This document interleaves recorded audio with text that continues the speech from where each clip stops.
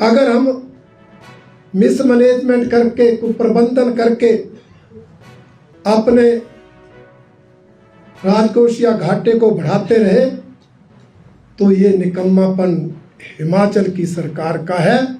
इसलिए अपनी कमी का ठीकरा दूसरों पर नहीं फोड़ना चाहिए। में बढ़ोतरी हुई, बजट की बढ़ोतरी हुई, इसलिए अनुमान है कि केंद्र इस बार 26,21,000 करोड़ रुपए राज्यों को बांटेगा और उसमें से 24,550 करोड़ रुपए हिमाचल प्रदेश को आने का अनुमान है। पिछले साल लगभग 21,000 करोड़ आया था। तो ये बढ़ोतरी इस साल आर्थिक रूप से हिमाचल प्रदेश को मिलने वाले सेंट्रल शेयर और सेंट्रल ग्रांट्स में होगी। इसके लिए हिमाचल मोदी जी का धन्यवाद करता है। इस तरह हिमाचल का कोई हक, हिमाचल का कोई अधिकार समाप्त हुआ है, इसका कोई अर्थ नहीं बनता। जिस आरडीजी का रोना रोया जा रहा है वो तो अस्थाई व्यवस्था थी, टेम्परेरी इंतजाम था। रेवेन्यू डेफिसिट को पूरा करने के लिए उस ग्रांट को दिया जाता था।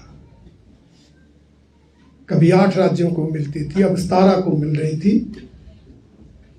अब 17 के 17 को नहीं मिलेगी।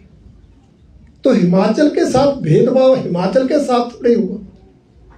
17 राज्यों में से अधिकतर राज्य तो भारतीय जनता पार्टी की सरकारों के हैं, भाजपा शासित राज्य है।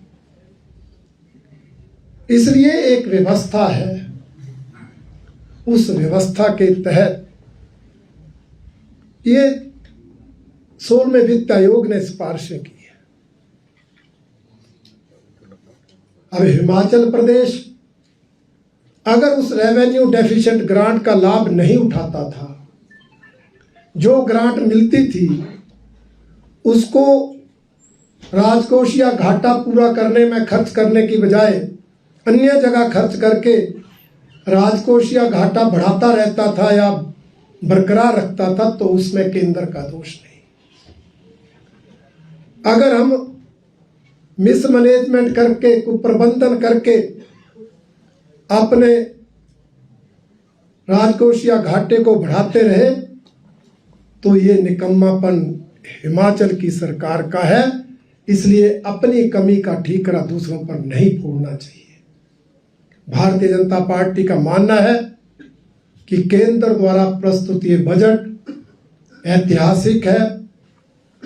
7% विकास दर के साथ देश को विकसित भारत और आत्मनिर्भर भारत बनाने की ओर ठोस कदम है और इससे हिमाचल प्रदेश एक नहीं अनेक योजनाओं के अंतर्गत भी लाभान्वित हो रहा है और आर्थिक दृष्टि से भी पहले से कई गुना ज्यादा आर्थिक सहायता भी मिल रही है।